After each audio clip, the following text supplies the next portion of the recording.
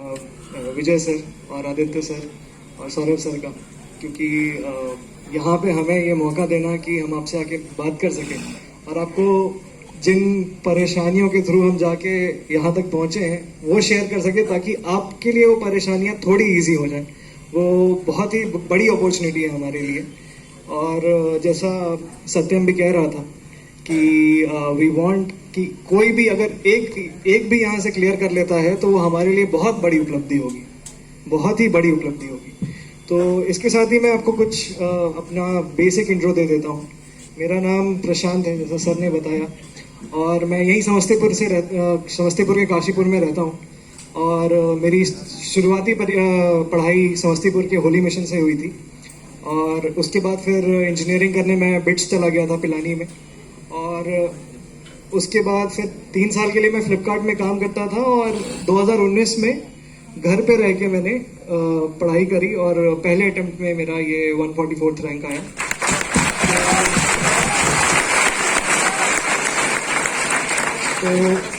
तो मेरा ये बताने का आपको बस एक ही मकसद था कि मैं ये नहीं कह रहा हूँ कि मैंने बिना कोचिंग के कर लिया तो बहुत इजी है या ऐसा कुछ। बस मैं आपको ये बताना चाह रहा हूँ कि इस मंच पे ही आपको इतने लोग मिल जाएंगे जिन्होंने अलग अलग तरीके से, अलग अलग रास्तों से इस मुकाम को हासिल किया है। तो आप कभी भी ये ना सोचें कि कोई एक ही तरीका है जिससे बनेंगे, या कोचिंग करनी ज़रूरी है, या मुझे ये पर्टिकुलर तरीके से ही चलना होगा। आप में से हर इंसान इस मेज के इस तरफ आने के काबिल है, इसका भरोसा मुझे है। आप अगर मुझे इस मंच पे नहीं देखना चाहते हैं तो आप पुराने टॉपर्स में से देख लीजिए, आपको उनमें ऐसे लोग भी मिलेंगे जिनका कॉलेज में बैक लग गया था, कुछ ऐसे लोग मिलेंगे जो 12th फेल थे। बट एक ही चीज़ काम आती है कि आप मेहनत कीजिए, आप अपनी जो आपका लक्ष्य है उसके प्रति आपकी जो निष्ठा होनी चाहिए वो बिल्कुल सच्ची होनी चाहिए। तो आप यहाँ से अगर कुछ लेके जाते हैं, एक चीज भी लेके जाते हैं, तो आप प्लीज ये लेके जाइएगा कि आप कर सकते हैं। कोई आपको कुछ भी बोले कि नहीं ये बहुत कठिन एग्जाम है, यूपीएससी है, निकलता नहीं है, ऐसे भी सुनने में आता है कि यूपीएससी है ये तो निकलता नहीं है, तो इस भौकाल से थोड़ा दूर हटें। आप अगर जब इसको एक कहते हैं अनसरमाउंटेबल माउंटेन, जिसको चढ़ ही नहीं सकते, आपने अगर ये मान लिया तो आप नहीं चढ़ पाएंगे। अगर आपने ये माना है कि हाँ ये मेरे बगल वाला कर सकता है, मेरे गली का एक आदमी कर सकता है, या मेरे शहर का कोई कर सकता है, तो मैं भी कर सकता हूं, आप देखिए कैसे नहीं निकलता है।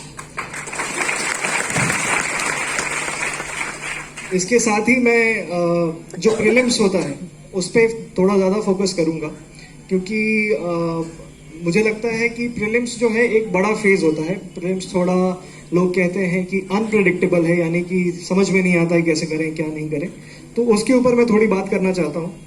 और ये जो चीज़ें मैं बोलूँगा यूपीएससी प्रीलिम्स के लिए, वो बाकी सारे एग्जाम्स में भी सिमिलरली एप्लीकेबल होगा। थोड़े सोर्सेस या जैसे सर ने बोला लेबल चेंज हो सकता है, बट जो तैयारी रहती है या जो तैयारी करने का तरीका होता है वो नहीं बदलता है।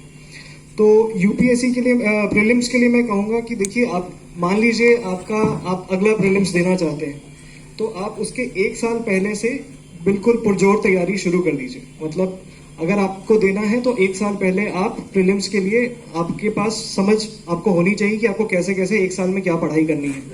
और जब मैंने तैयारी शुरू करी थी 2019 के सितंबर में, तो मैंने 15 दिन सिर्फ इस चीज़ के लिए लिए थे कि मेरी स्ट्रैटेजी, मेरे सामने एक रफ स्ट्रैटेजी हो कि मुझे क्या करना है, किस महीने तक मुझे क्या कंप्लीट करना है, किस महीने तक मेरा ऑप्शनल हो जाना चाहिए, किस महीने तक मैं क्या करूँगा। ऑल्दो बीच में कोविड-19 आ गया और उसके वजह से चीज़ें इधर उधर हो गई, बट वो स्ट्रैटेजी बनाने से एक मन को सुकून मिलता है कि नहीं सब चीज़ें हैं। ऐसा नहीं है कि कुछ चीज़ें मैंने छोड़ दी हैं और आगे आके सामने आएंगी और फिर मुझे समझ में नहीं आएगी क्या करना है। तो आप 15 दिन लें, 10 दिन लें, पर उसमें जो भी टॉपर्स वीडियोस देखने हैं आपको, जितनी भी स्ट्रैटेजी वीडियोस देखनी है, सिलेबस देखना है, जो भी करना है, आप 10 दिन सिर्फ वो काम करें और अपनी स्ट्रैटेजी बना लें। ये आप किसी भी एग्जाम के लिए करें, कोई भी एग्जाम हो, बीपीएससी हो, यूपीएससी हो, बैंक का एग्जाम हो, कुछ भी हो, उसके लिए ये एक कॉमन थीम रहेगा कि आप 10 दिन अपनी स्ट्रैटेजी बनाने के लिए देंगे, जिसमें आप क्वेश्चंस को समझेंगे, एग्जाम को समझेंगे, आप अपने सिलेबस को समझेंगे, टॉपर्स क्या करते हैं, क्या उनके लिए काम करता है, क्या नहीं करता है, क्या नहीं करना है, वो भी एक बहुत इंपॉर्टेंट पार्ट होता है। मैंने बहुत बार बच्चों को देखा है कि वो पढ़ते रहते हैं और वो यूपीएससी प्रीलिम्स के लिए प्रेसिडेंट की लिस्ट याद करते रहते हैं कि आज तक कौन कौन प्रेसिडेंट रहे हैं उनको याद कर लेता हूँ। हो सकता है कभी यूपीएससी पूछ दे, हो सकता है, बट अभी तक ऐसे सवाल नहीं आए हैं। तो आप ये मान के चलिए कि इसमें जितना मैं वक्त ज़ाया कर रहा हूँ वो कहीं और लगा सकता हूँ, वो मैं कॉन्स्टिट्यूशन के आर्टिकल्स को समझने और उन्हें याद करने में लगा सकता हूँ। तो आपको अपने एग्जाम की समझ बहुत अच्छी तरीके से होनी चाहिए। आप किसी भी दुश्मन को तभी हरा सकते हैं जब आप उसे समझते हैं।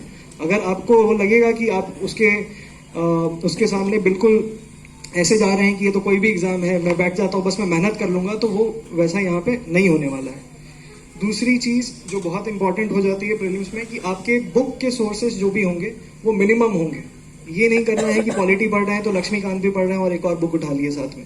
आप लक्ष्मीकांत पे भरोसा कर रहे हैं तो लक्ष्मीकांत पे भरोसा कीजिए और उसको ही पढ़िए, और थोड़े ठहराव के साथ पढ़िए। ये नहीं कि सबसे सुना है कि 7 दिन में खत्म करना है तो 7 दिन में ही खत्म करना है। आप 15 दिन लीजिए, बट आप ऐसे पढ़िए कि आपको चीजें समझ में आ रही। ये ना हो कि आप पढ़ने के लिए पढ़ रहे हैं, पेज पलटते जा रहे हैं और पता चला किताब खत्म हो गई, दिमाग में गया नहीं कुछ, तो वो नहीं करना है। दूसरा इंपॉर्टेंट है कि आपके सोर्सेस मिनिमम होंगे, बट आपके और जो सोर्सेस आपने डिसाइड कर लिए वो स्टिक करेंगे आप 1 साल तक। कम से कम आप 1 साल उन सोर्सेस को दें।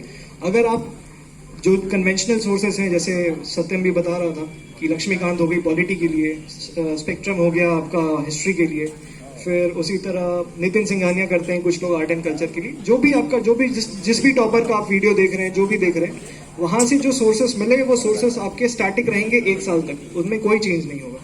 दूसरी इंपॉर्टेंट चीज जो आज के प्रीलिम्स में बहुत इंपॉर्टेंट हो गई है वो है करंट अफेयर्स।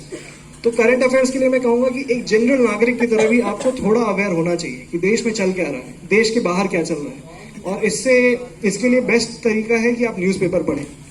और मैं तो ये भी सजेस्ट करूंगा, मैंने ये करा था कि मैं न्यूज़पेपर्स बहुत ही रिलीजियसली पढ़ता था, 2 घंटे डेली देता था उनको, और उनके नोट्स भी खुद बनाता था। मतलब I did not rely upon the notes जो कोचिंग इंस्टीट्यूट्स बनाते थे, क्योंकि मुझे लगता था कि जो मैंने मेहनत करी है नोट्स बनाने में उनका कहीं ना कहीं रिजल्ट जो है ज्यादा बेहतर होगा मेरे लिए। तो आप न्यूज़पेपर पढ़ते रहें। आपको अगर कोचिंग के नोट से करंट अफेयर्स करना है तो भी कवर कर सकते हैं आप, बट मैं कहूंगा फिर भी आप 15-20 मिनट न्यूज़पेपर को डेली दें, ताकि आपके दिमाग में एक जो सीक्वेंस है इवेंट्स का वो छपता रहे कि अच्छा ये हुआ है, अभी मोदी जी वहां गए हैं, या इंडिया चाइना के रिलेशंस में क्या हो रहा है। ये चीजें आपको काफी काम आएंगी। इनफैक्ट जब आप स्टैटिक पढ़ेंगे और उससे आप देखेंगे कि अच्छा, जैसे कई बार हम पढ़ते हैं सीएजी का अपॉइंटमेंट कैसे होता है, and then you will see कि अगले दिन कभी पेपर में आ गया कि सीएजी अपॉइंट हुआ, तो वो चीजें एक रिविजन की तरह काम करती हैं। आप देखते हैं कि जो आपने पढ़ा है वो अप्लाई भी हो रहा है, ऐसा नहीं है कि वो अप्लाई नहीं हो रहा है। तो इसके साथ ही 2-3 चीजें और हैं जो कि मतलब अभी शुभम ने, सत्यम ने और प्रवीण ने बताया आपको कि क्या करना है। मैं 2-3 चीजों पे थोड़ा वो डालना चाहता हूँ कि क्या नहीं करना है, क्योंकि काफी ज्यादा मिस इन्फॉर्मेशन है और मैं इन सब चीजों से बच के रहा था। और मुझे लगता है कि आप लोगों को भी किसी भी एग्जाम में जनरली इन चीजों से बच के रहना चाहिए। जैसे फर्स्ट कि आपको पता होना चाहिए कि आप स्टार्ट क्यों कर रहे हैं। आप अपने मम्मी पापा के लिए एग्जाम क्लियर नहीं कर सकते जब तक आपके अंदर 10% भी ये नहीं है कि मुझे ये एग्जाम अपने लिए क्लियर करना है। तब तक ये जो जर्नी है उसमें आप कहीं बीच में भटक के रह जाएंगे। तो वो मोटिवेशन अंदर से आना चाहिए, ये नहीं कि मम्मी पापा के लिए करना है या किसी और के लिए कहने पे करना है, या किसी ने कह दिया कि तुम अच्छा पढ़ते हो तो चलो इसमें लग जाओ। ये नहीं करना है आपको। आप अगर IAS IPS या जो भी सर्विस में आना चाहते हैं, आप वहां पे अपने डिसीजन से आने चाहिए। दूसरी चीज कि आपको जो भौकाल है यूपीएससी का, जो एसोसिएटेड जो माहौल कहते हैं, कुछ लोग भौकाल कहते हैं, उससे बच के रहना है। मैंने बहुत लोगों को देखा है कि वो रॉयल एंट्री और पता नहीं क्या क्या देखते रहते हैं इंस्टाग्राम पे, उनका टाइम इसी में जाता रहता है कि और देखिए वो सब सही है, अपनी जगह पे गलत नहीं है, वो मैं नहीं उस पर कमेंट नहीं करूंगा।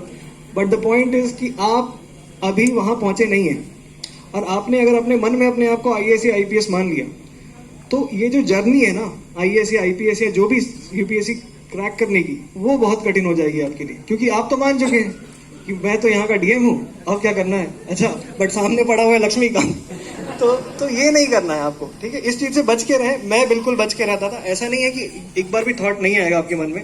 जब आपके सामने कुछ चीजें ऐसी आएंगी तो आपके दिमाग में भी ये थॉट्स आएंगे कि मैं होता तो ये करता, मैं होता तो, बट आप लेकिन उन चीजों पे थोड़ा कंट्रोल करें। तीसरी चीज एक ये है कि ज्यादा ऑसिलेट ना करें। ये सत्यम ने भी बहुत अच्छी बात बोली कि कंसिस्टेंसी इज द की। जैसे क्या होता है कि जो प्रीलिम्स का खास करके टाइम होता है वो बहुत लंबा होता है। आप 8-9 महीने पढ़ते रहते हैं विदाउट नोइंग कि क्या होगा क्या नहीं होगा। तो उसमें आपका प्रिपरेशन ऐसे चलता है, मान लीजिए ये आपका बेस लाइन है, तो ये होगा जिस दिन आपकी प्रिपरेशन बहुत अच्छी चल रही होगी, और ये होगा जिस दिन कुछ भी नहीं पढ़ा होगा आपने, और इसके बीच में हम ऑसिलेट करते रहते हैं। अभी शुभम जब ये बता रहा था तो मुझे लगा कि मैं जब तैयारी कर रहा था